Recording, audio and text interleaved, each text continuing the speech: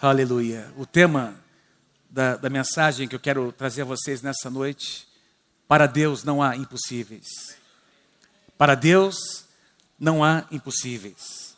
Pastor Trajano ministrou na semana passada uma tremenda palavra, tomando como exemplo um dia no ministério do Senhor Jesus, um dia muito intenso, em que ele começou desde a madrugada, ministrando, tocando, desafiando as pessoas, pregando a palavra, ensinando, curando.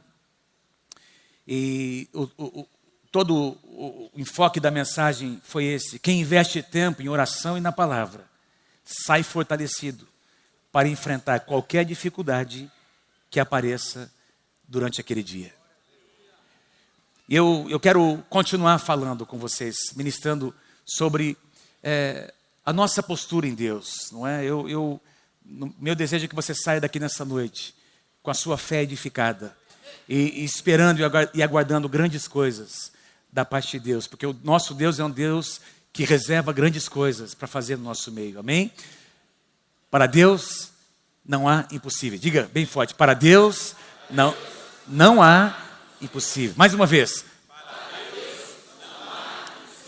Eu quero iniciar, queridos, fazendo menção aqui a duas declarações que nós encontramos apenas no livro de Lucas.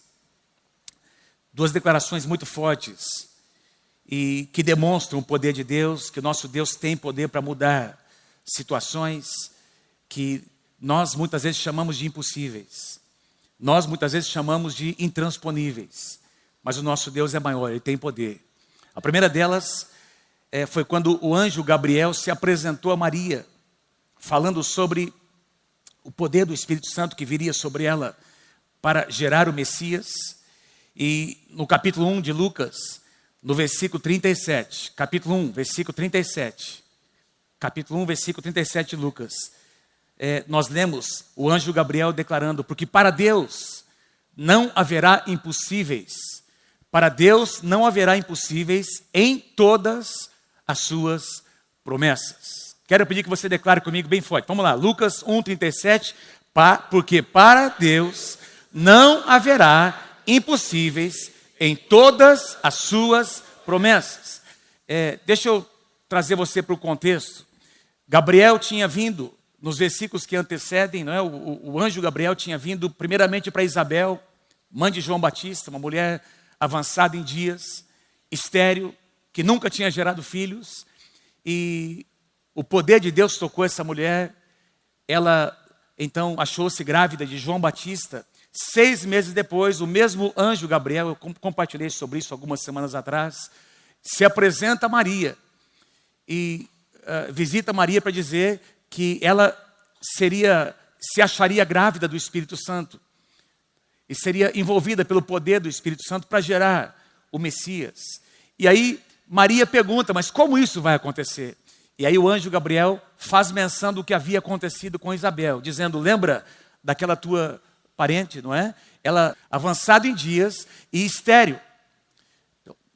Ela é avançada em dias e estéril. E o poder do Senhor tem alcançado ela. Então, o arcanjo Gabriel diz assim para Maria: presta atenção, Maria, para Deus não haverá impossíveis em todas as suas promessas. Então, a declaração que o arcanjo Gabriel faz para Maria tem a ver com uma situação de cura, não é? Deus cura a esterilidade de uma mulher. Deus visita uma mulher que não poderia gerar filhos e traz cura naquele ventre. E Isabel, então, encontra-se grávida de João Batista. A segunda declaração nós encontramos em Lucas capítulo 18, versículo 27. Lucas, capítulo 18, versículo 27.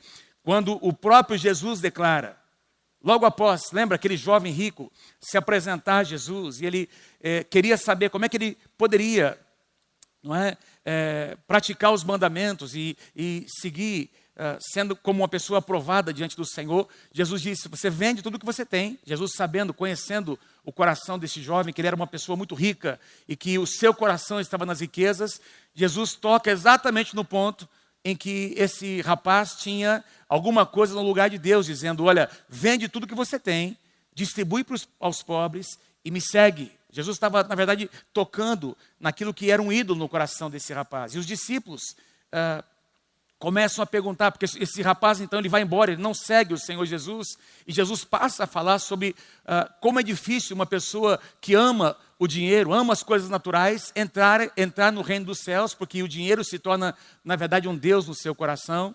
E aí os discípulos perguntam, mas Senhor, assim é muito difícil alguém, então, conhecer a salvação. E aí Jesus responde, os impossíveis dos homens são possíveis para Deus. Jesus está se referindo ao milagre da salvação, que eu acredito que é o maior de todos os milagres. Amém, queridos? Não existe milagre maior do que o milagre da salvação. Então, nós temos aqui nessas duas declarações, a primeira delas, em Lucas capítulo 1, verso 37, o arcanjo Gabriel mencionando situações impossíveis que Deus pode mudar, referindo-se à cura física, a uma situação de enfermidade. E na segunda declaração, o próprio Jesus se referindo à salvação como sendo o maior milagre que uma pessoa pode receber. Queridos, um milagre nada mais é do que alguma coisa que precisa acontecer quando nós nos deparamos com uma situação humanamente impossível de ser mudada. Quando nós temos uma situação que é maior do que nós. Alguém já enfrentou alguma coisa assim?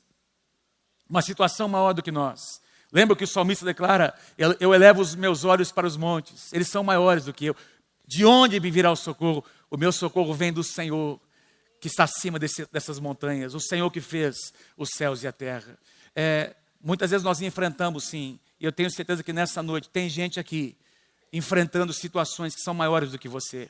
Tem algumas situações que você diz, isso aqui, pastor, é humanamente impossível, extrapola a razão humana, extrapola o controle humano. Eu já tentei fazer de tudo, mas não tem mais solução. Lembra daquela mulher com fluxo de sangue? Diz que ela, há 12 anos, estava gastando todos os seus recursos. E nós vivemos numa época, meus amados, em que nós temos muitos recursos, não é?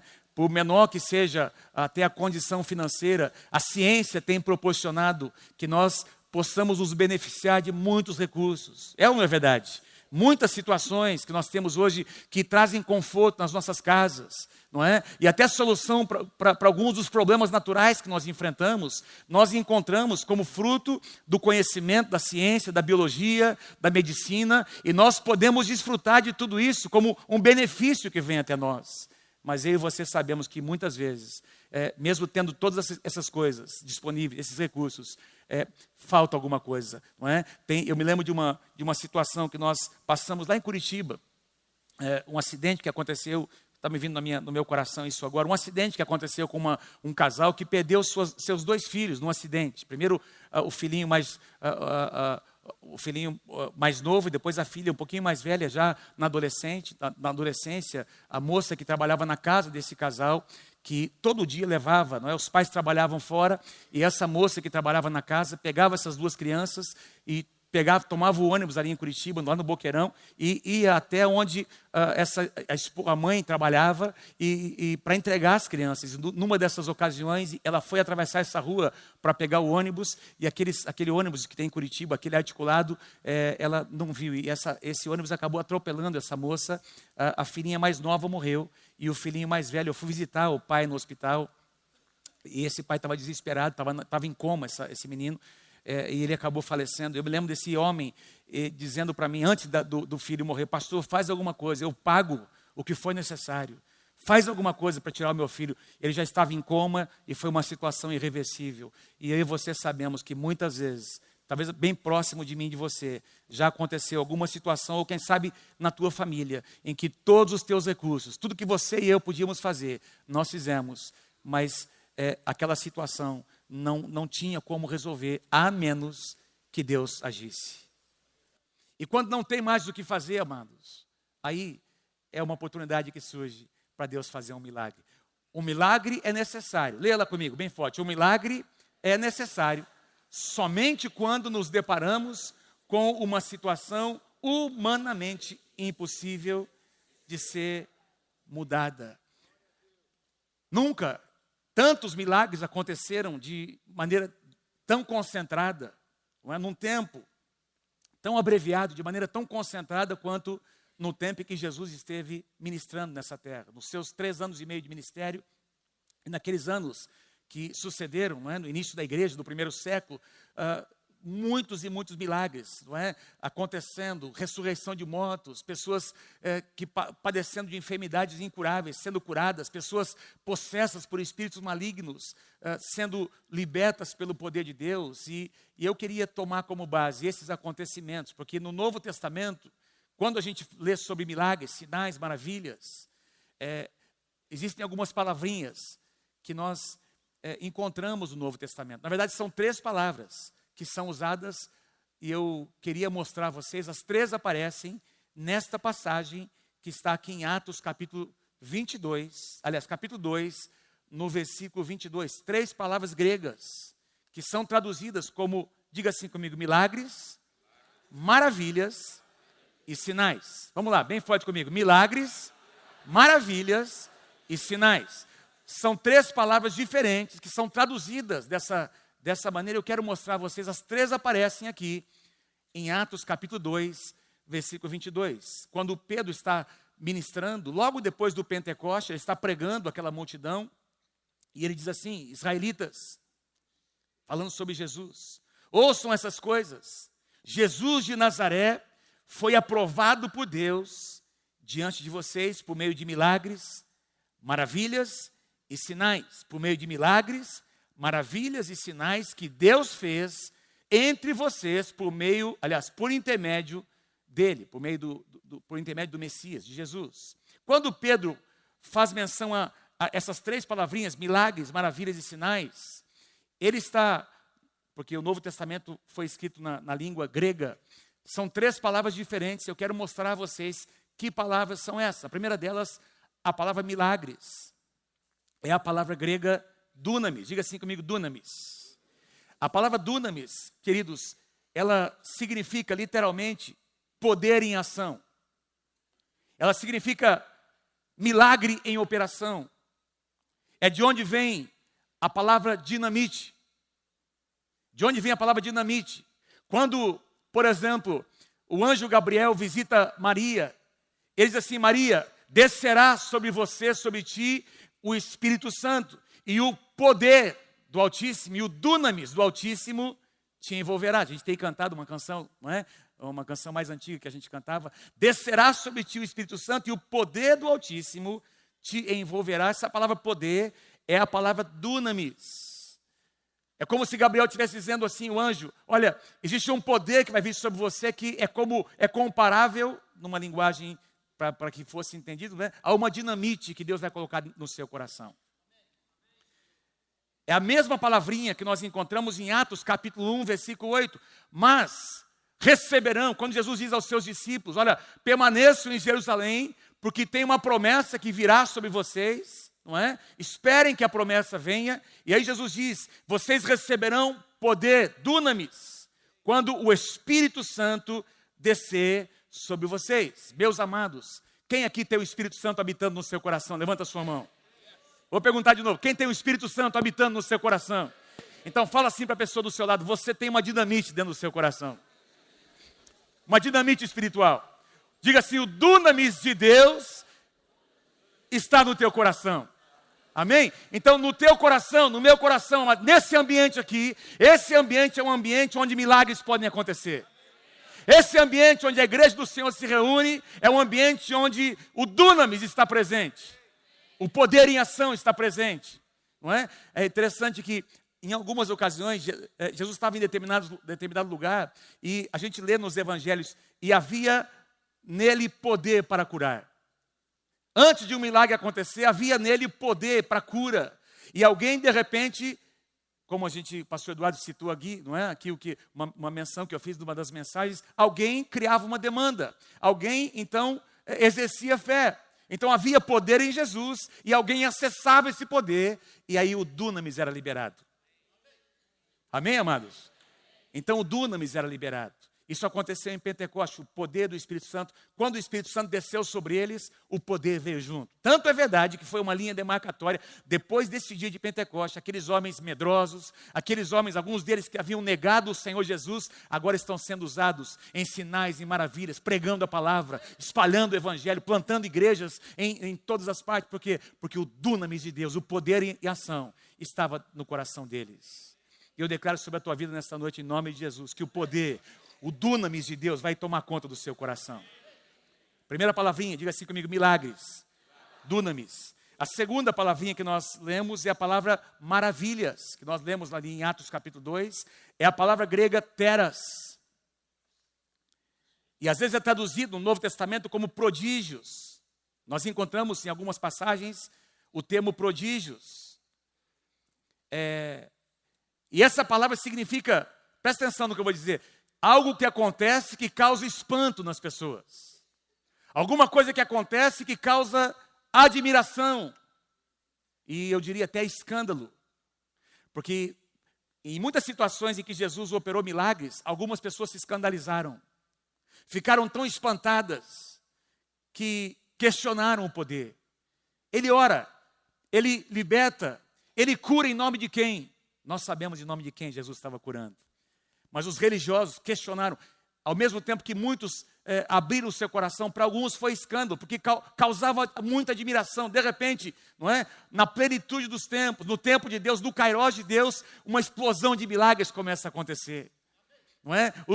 Milhares de pessoas são então agora saciadas nas suas necessidades básicas. Deus começa a curar, sinais e maravilhas começam a acontecer e essas maravilhas, meus queridos, causam espanto no coração das pessoas e admiração. Sempre que um milagre de Deus acontece, isso causa admiração nas pessoas, da família, na sociedade.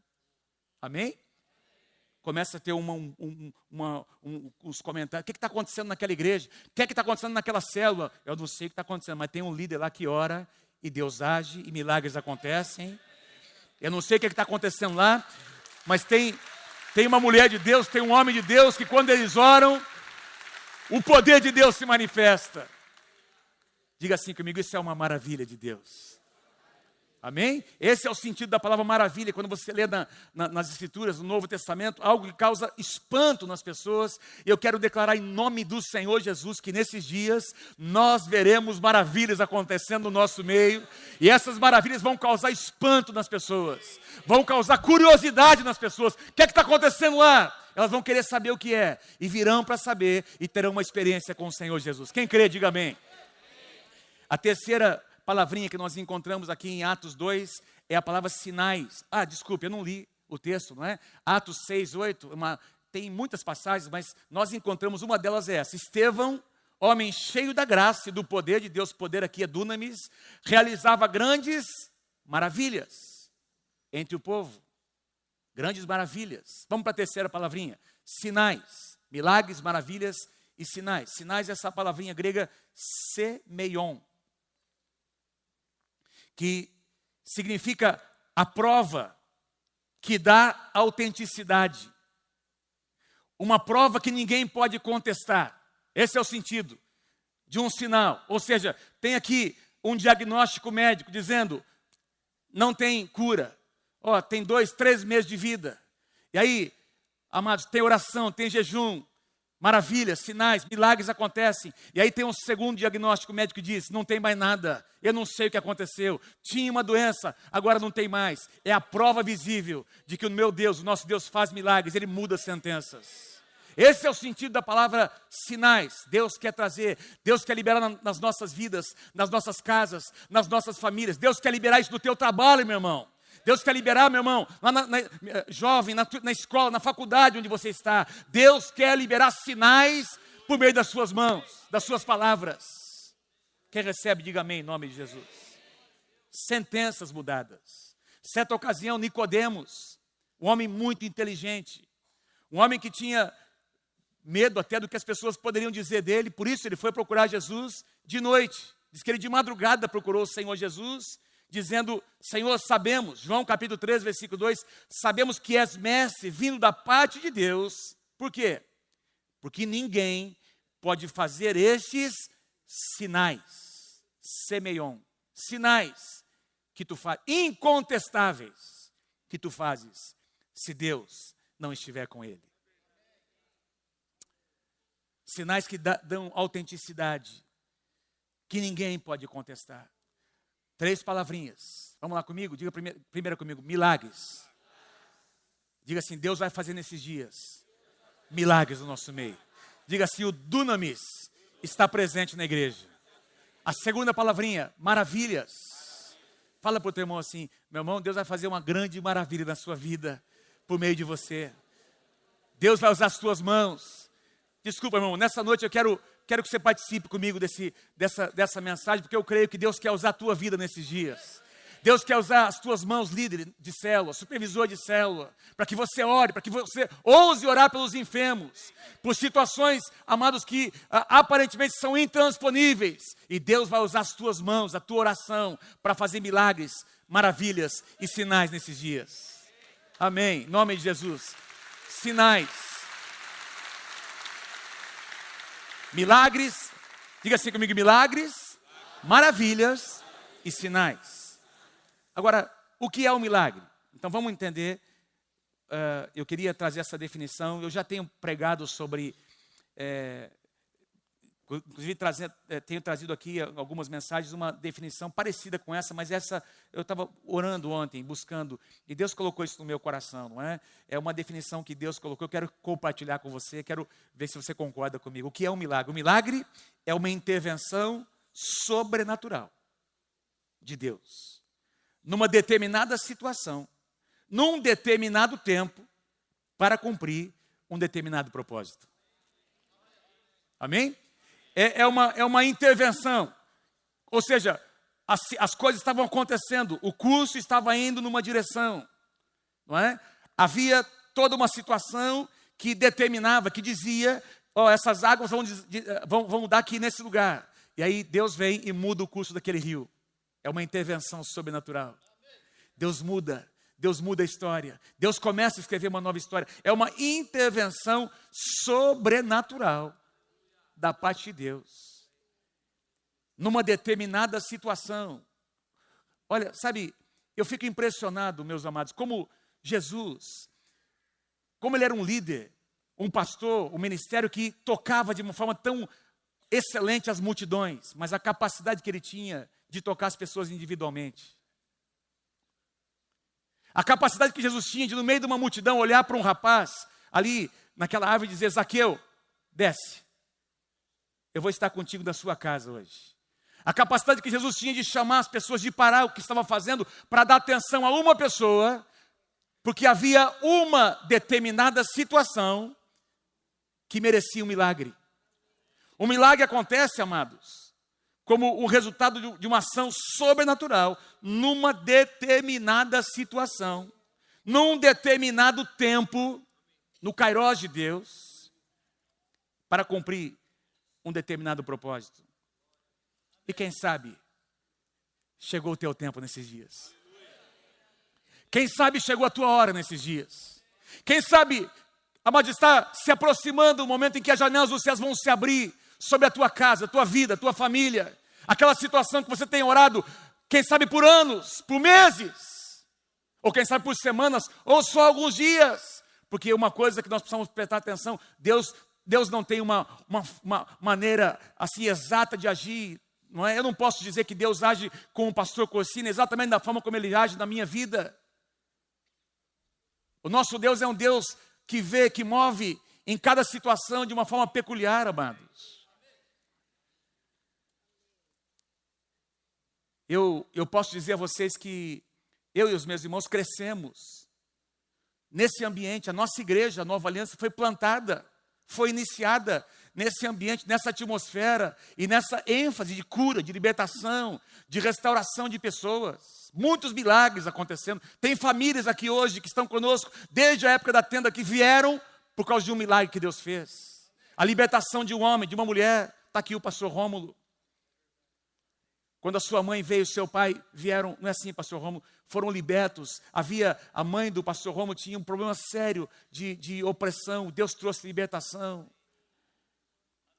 E por causa dessa cura, inclusive no pai do pastor Romo, que foi um pastor nessa casa, o irmão José Raimundo, José Alves, já falecido, toda a família conheceu o Senhor Jesus.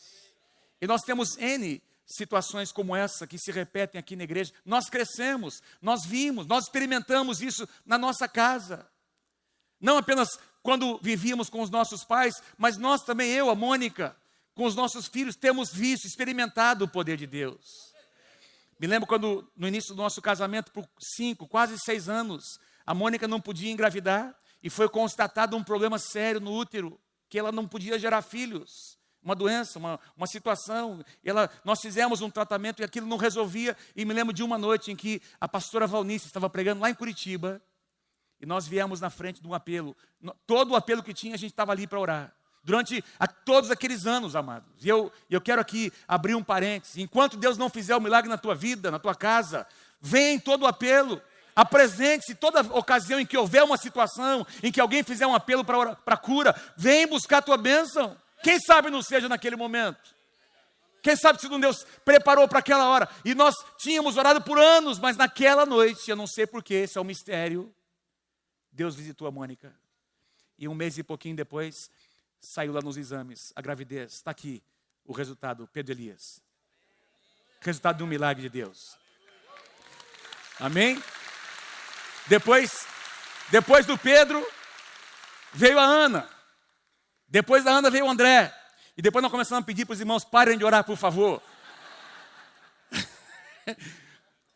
Deus já superou as nossas expectativas, né? Amém, amém, Manija, amém. Deus curou a Mônica, foi um milagre de Deus. Deus mudou uma sentença, é uma intervenção sobrenatural numa determinada situação. Quem sabe naquela noite tinha outras mulheres passando a mesma situação da Mônica e não receberam o que a Mônica recebeu. Não sei porquê, amado. Nós não podemos ser tão simplistas em dizer que alguém não recebe só porque não exerceu fé. Deus é soberano, Deus está acima de todas as coisas. Deus sabe o que faz. E Deus tem um tempo, uma maneira de fazer, de agir em todas as coisas. É um mistério. Mas naquela noite Deus nos visitou. Alguns anos depois, quando a Ana Ruth tinha por volta de 2 anos e meio, 3 anos de idade, ela começou a ter uma sequência e crescente de convulsões em casa. Começou pouquinho, os presbíteros aqui se lembram, começou de leve e foi aumentando. Teve uma ocasião em que eu tive que pegar a Ana e levar para o hospital. Ela entrou numa convulsão e não voltava. E nós fomos para o médico, tomamos uma medicação muito forte para tirar cortar aquela sequência, não é? E quando nós fomos fazer a consulta, já a Ana estava tomando aquela medicação, uma medicação muito forte. Essa médica disse, olha, ela tem um problema sério, neurológico, e ela vai ter que tomar essa medicação para o resto da vida. E a Ana estava já tomando pequenininha. Eu me lembro que nós saímos, enquanto eu ouvi essa palavra da médica no meu coração, e a Mônica também, depois nós conversamos, eu estava dizendo, Senhor, pode até ser que a Ana tome essa medicação, se essa for a tua palavra. A última palavra, quem vai dar é o Senhor. Mas nós vamos orar porque nós cremos que Deus pode curar nossa filha. Conversei com a Mônica, ela sentiu a mesma coisa. Saímos daquele consultório, ligamos para os presbíteros, liguei para os meus pais, nós morávamos ainda numa outra casa, os presbíteros foram lá para a nossa casa. E eu me lembro que nós tiramos a roupinha da Ana, não é? E ungimos ela, todo o corpinho dela. Meu pai orou, nós profetizamos a bênção de Deus, e eu e a Mônica entendemos que era o nosso momento, que a nossa hora, que Deus queria intervir naquela situação, e assumimos a responsabilidade, porque nós sentimos, não estou dizendo que todos devem fazer isso, nós tivemos a nossa experiência, e eu posso dizer a vocês, a Ana nunca mais tomou aquele remédio, ela nunca mais teve uma crise de convulsão, foi completamente curada pelo poder de Deus. Aliás, onde é que está a câmera aí? Deixa eu mostrar aqui o meu netinho, né? O Eli Benjamin. Dá para mostrar aí? Tá aí. Filho da Ana e do John, que vocês estão vendo aí? É bonito demais. Meu Deus, olha como parece com o vô esse menino. Olha.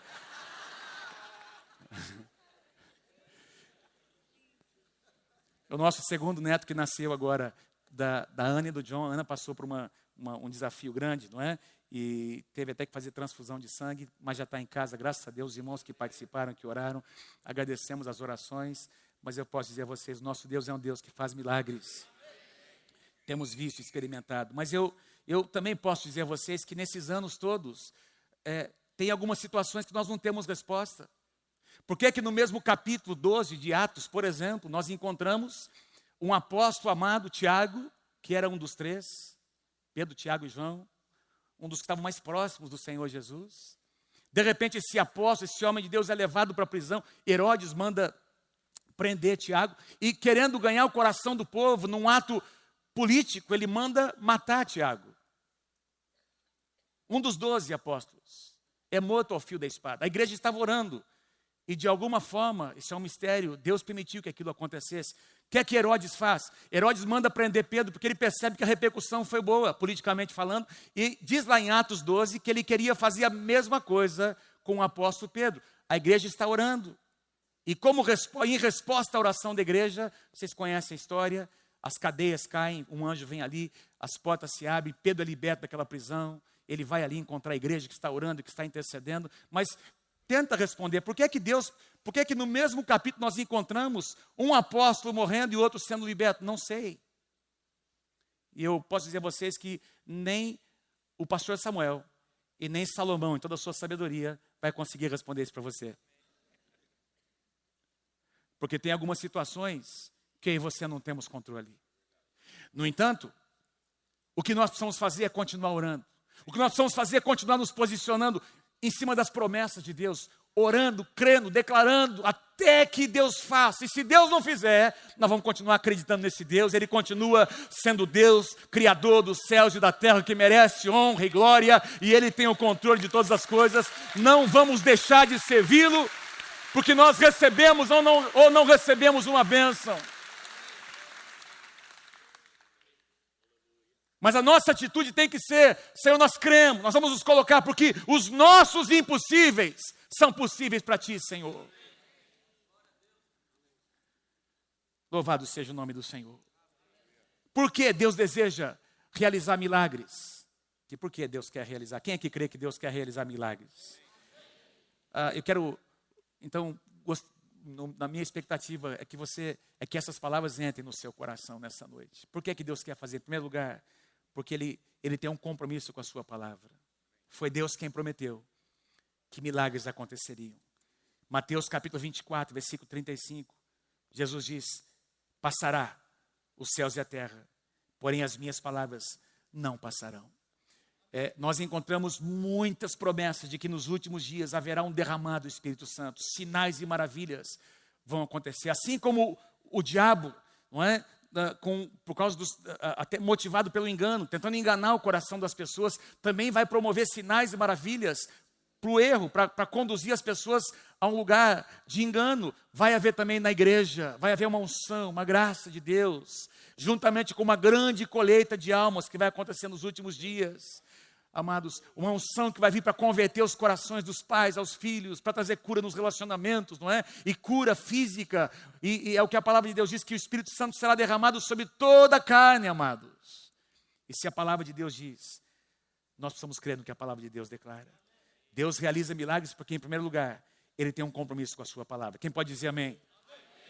Número 2, Deus realiza milagres, ou Ele deseja realizar, porque Deus tem prazer em tocar as pessoas com a sua bondade.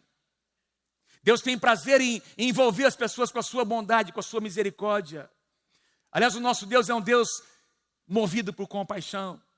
Quantas vezes Jesus estava cansado, esgotado, depois de um dia, o pastor Trajano pregou sobre isso aqui, e a multidão vinha, as pessoas vinham, as necessidades estavam ali, e ao invés de descansar, meus amados, ele ia para tocar essas multidões, porque a compaixão de Deus movia o seu coração.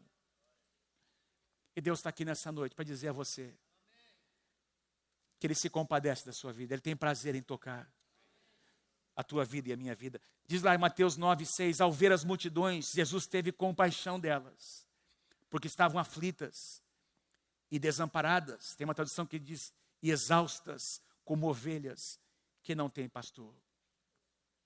Salmo capítulo 23, versículo 6 diz, certamente que a bondade e a misericórdia me seguirão todos os dias da minha vida, e habitarei na casa do Senhor para todo sempre.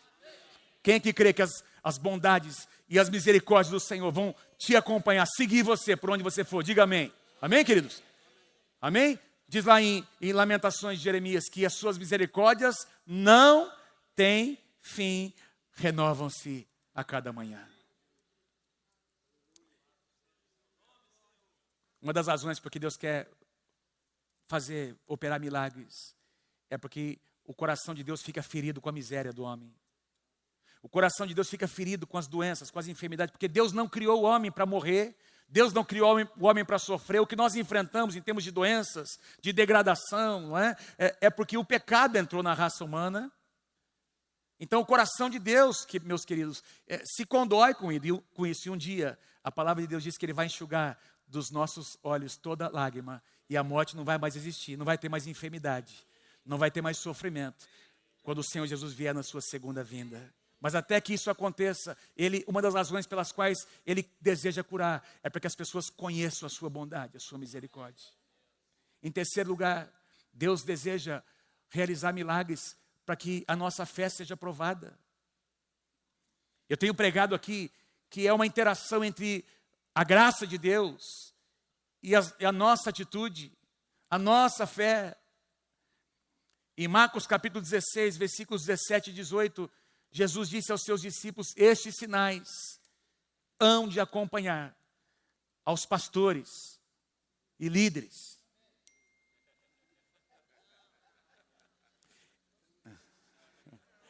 Esses sinais hão de acompanhar aqueles que fizeram curso de teologia, mestrado, doutorado. Esses sinais hão de acompanhar aqueles que crerem. Quem é que crê no Senhor Jesus? Diga: eu creio em nome do Senhor Jesus.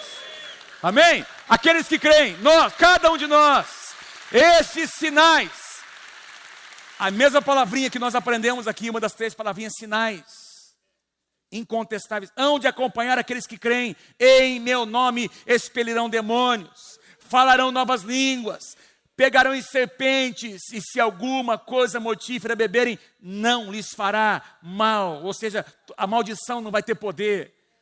E se impuserem as mãos sobre os enfermos, eles ficarão curados.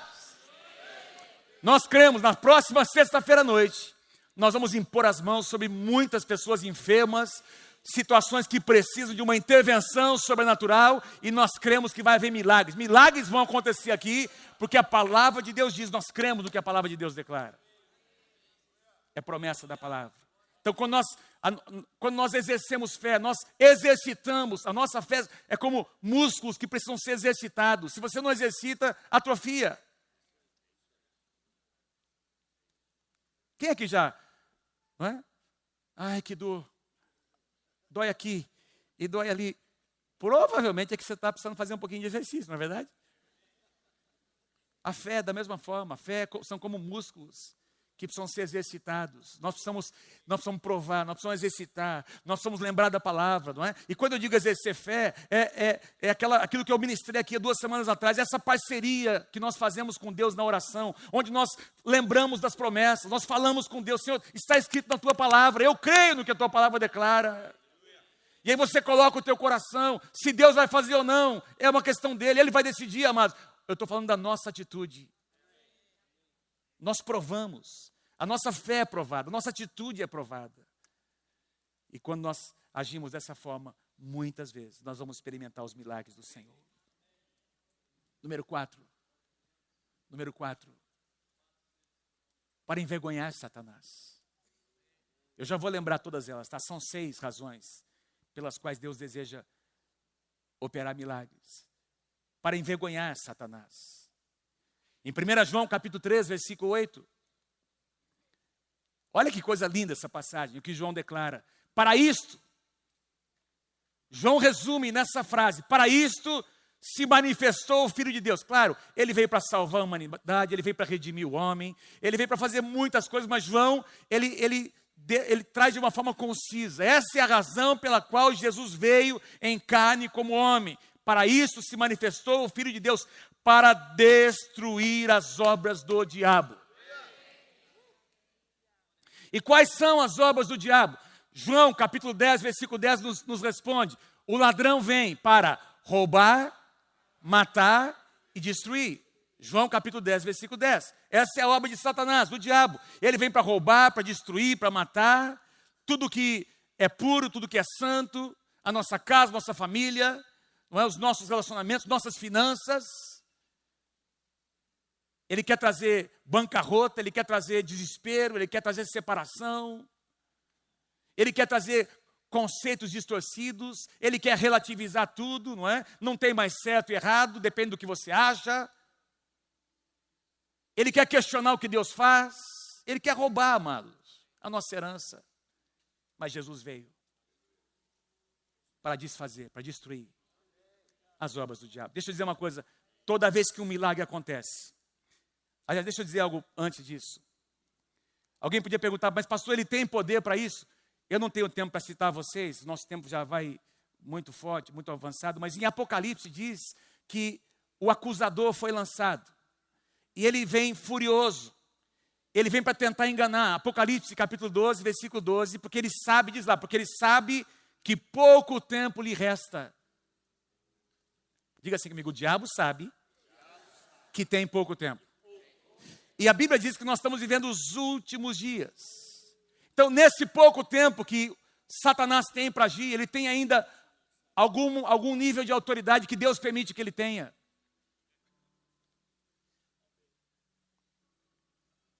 Mas, meus irmãos, esse Satanás que tem algum nível de autoridade, um dia, ele pensava que estava obtendo vantagem quando matou o Senhor Jesus lá na cruz, ele achava que tudo tinha acabado. E o apóstolo Paulo diz que se ele soubesse o que estava acontecendo, ele jamais teria crucificado o Filho de Deus. Depois de 3 dias, Jesus desceu no inferno. E Satanás teve que contemplar a ressurreição do Senhor Jesus Cristo. A morte foi vencida. O poder da ressurreição entrou no corpo de Jesus. E esse poder da ressurreição está presente na igreja. Toda vez que um milagre acontece, Satanás, esse milagre lembra o diabo da ressurreição do Senhor Jesus. Toda vez que um viciado é liberto, essa cura, essa restauração, é uma declaração para Satanás: você foi vencido na cruz do Calvário. Toda vez que um casamento é restaurado, o diabo tem que encarar o fato, amados, de que Jesus o venceu, de que a sentença de morte já foi dada na cruz do Calvário. Ele é envergonhado quando milagres acontecem na igreja. Então, uma das razões pelas quais Deus quer operar milagre é para mostrar para o diabo que ele tem só um pouquinho de autoridade, que a autoridade de Deus é muito maior que a dele. Muito maior. Louvado seja o nome do Senhor.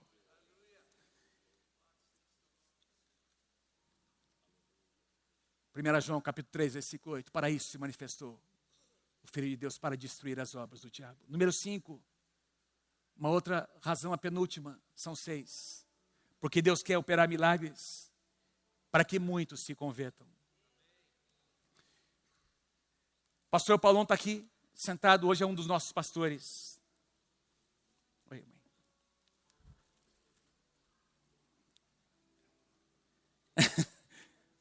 Minha mãe está dizendo, você é um milagre. Eu era tão ruim assim, mãe? Você é um milagre de Deus, está aqui, ó, você é um milagre de Deus. Acho que, não sei, tem muitos significados uma declaração dessa, né? Eu sou um milagre, mãe. Amém, eu sou um milagre. Amém. Obrigado, Senhor. Amém. Amém. Amém. Para que muitos se convertam. E esse está aqui, o pastor Paulão está aqui, sentado. E o pastor Paulão conheceu Jesus, porque um dia um dos seus filhos, vou contar mais ou menos, Paulão, assim, em linhas gerais. Marúcia era já convertida, estava participando de um grupo que a minha mãe liderava, na casa da Maria Alice, é isso? E a Marúcia teve uma experiência muito forte com o Senhor. E quando o Daniel nasceu, é isso? Daniel teve uma enfermidade, uma situação incurável. Precisava de uma intervenção de Deus. E um dia, a Marúcia, juntamente com o Paulão, trouxeram o Daniel. E o pastor Samuel orou, os pastores oraram, impuseram as mãos. E Deus curou o Daniel. Não sei se o Daniel está por aí. Daniel está aí? Veio de manhã, não é? Deus curou o Daniel. Oi? Está lá embaixo, né? Deus curou o Daniel. Depois que Deus curou o Daniel, por causa desse sinal, dessa maravilha, deste milagre, o Paulão entregou a vida dele a Jesus. E hoje o Paulão é um dos nossos pastores aqui nessa casa. Uma das razões pelas quais Deus quer fazer milagres é para que muitos se convertam. João capítulo 6, versículo 2.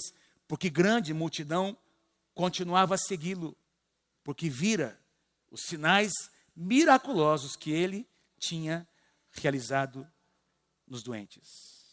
Eu creio que Deus vai fazer isso nesses dias. Que as pessoas vejam esse sinal, essa maravilha.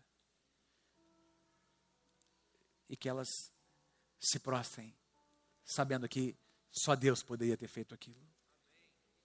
Em último lugar, para concluir, Deus deseja realizar milagres para que a glória, a honra, volte para Ele. É no nome do Senhor Jesus que milagres acontecem. Nós não estamos aqui fazendo oração em nome de um grande profeta, de um grande homem, de uma grande mulher de Deus, senão nós estamos aqui dizendo, será curado em nome do Senhor Jesus Cristo. Será liberto em nome do Senhor Jesus Cristo. Será restaurado em nome do Senhor Jesus Cristo. E quando o milagre acontecer, agora não será de um homem, de uma mulher, que foi apenas o canal para que a bênção chegasse. A glória volta para quem merece a honra e a glória.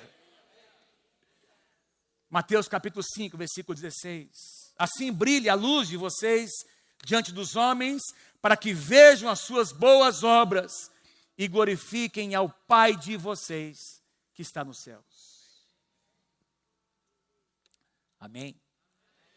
Vamos dizer uns aos outros aí, Deus vai fazer milagres nesses dias. Prepara o seu coração. Prepara o seu coração. Prepara o seu coração, meu irmão. Deus vai fazer milagres. Eu queria repetir com você aqui. Vamos ficar em pé, querido? Vamos declarar juntos aqui essas 6 razões. Talvez você tenha algumas mais. Se você tiver, manda para mim depois. Tá bom? Por que Deus quer fazer milagres hoje? Vamos lá, número 1. Vamos lá, número 1 de novo, bem forte. Vamos lá. Não, está muito fraco. Número 1, vamos lá. Depois.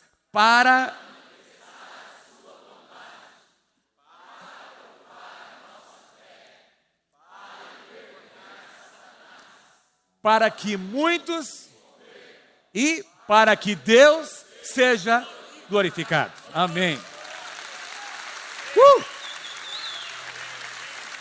Vamos cantar essa canção mais uma vez. Quero pedir que você não saia, vou orar com você ainda nessa noite. Vamos orar por essa semana, pela vigília que nós teremos na sexta-feira. Quero que você cante agora, não é, com toda a tua energia, a tua força, essa canção que diz que o Senhor é poderoso, que o poder da ressurreição está sobre nós.